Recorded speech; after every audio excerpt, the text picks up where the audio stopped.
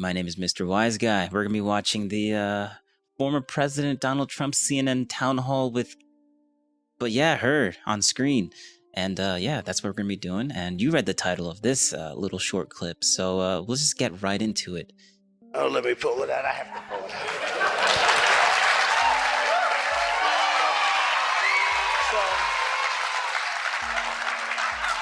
So if you look at, on January 5th, the day before, I said, please support our Capitol Police and law enforcement. They are truly on the side of our country. Stay peaceful.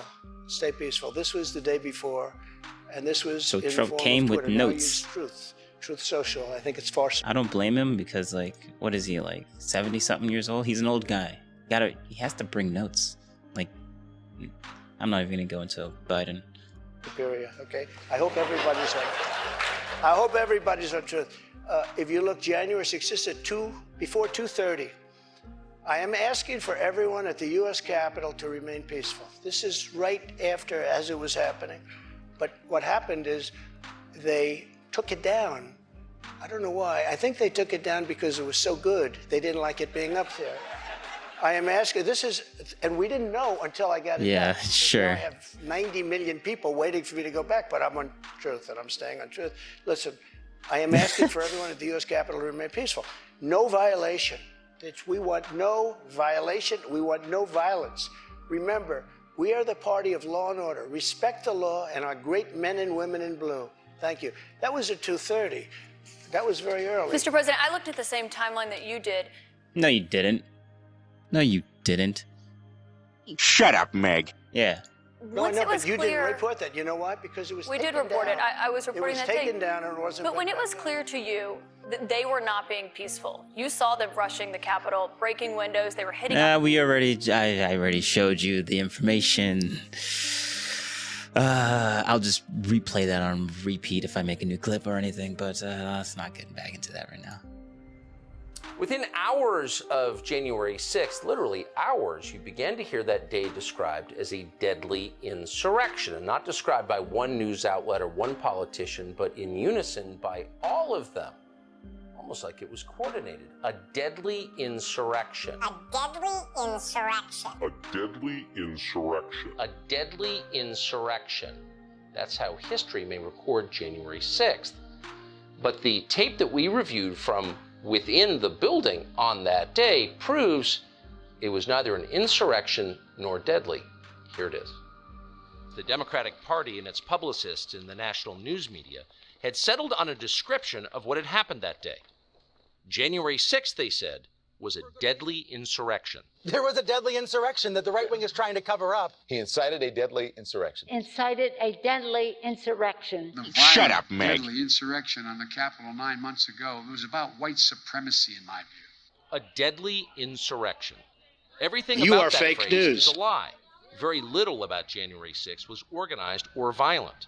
Surveillance video from inside the Capitol shows mostly peaceful chaos. They are still repeating it. At first, they told the country that Officer Sicknick was murdered with a fire extinguisher. Officer Brian Sicknick died after being hit in the head with a fire extinguisher during the fight. That story came from the New York Times. It was a lie, untrue in any way. But only after that lie had hardened into conventional wisdom did the newspaper bother to retract it. The New York Times has quietly retracted its story about the death of Capitol Police Officer Brian Sicknick. The damage had been done.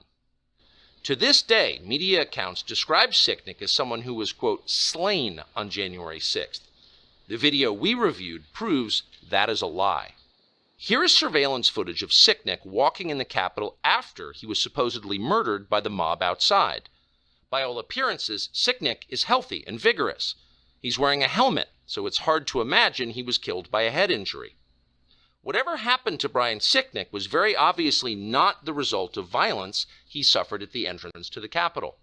This tape overturns the single most powerful and politically useful lie the Democrats have told us about January 6th.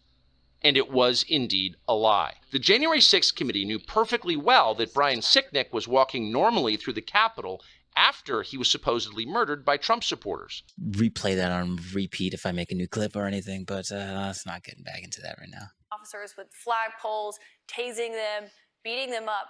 when it was clear they weren't being peaceful, why did you wait 3 hours to tell them to leave the Capitol? They listened to you like no one else. You know that. That is one big pile of shit. But So why Nancy didn't you tell them to go home sooner? Nancy Pelosi and the mayor are in charge. I assumed they were able to do their job. They weren't.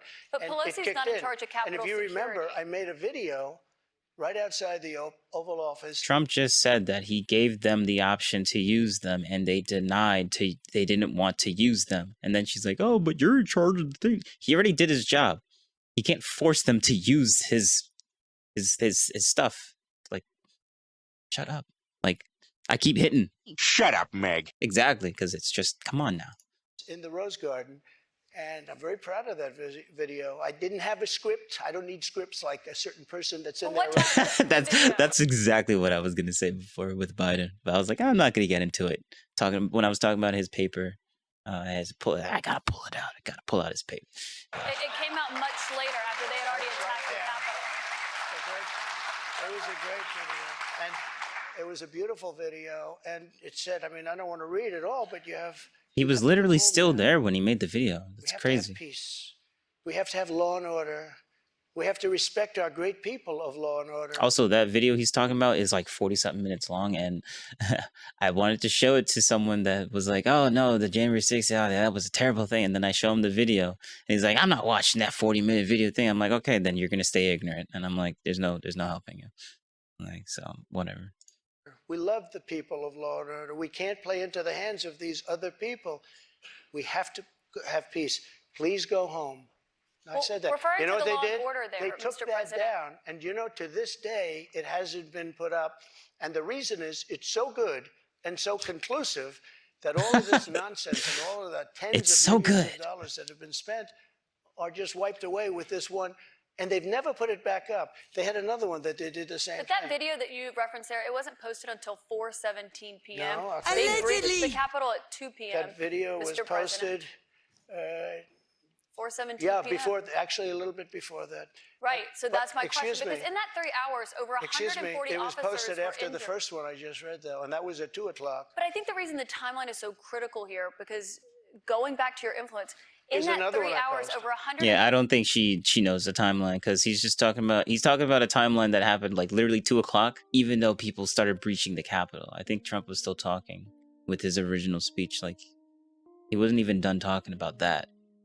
And then they breached the thing, and then he's still talking about the stuff he was talking about before, and then I think that's the timeline. And I don't think she I don't think she knows the timeline, or she's trying to keep certain things out. Like, we'll talk about what Trump said later, like 3 hours later, but we're gonna forget that he actually said anything at 2 o'clock.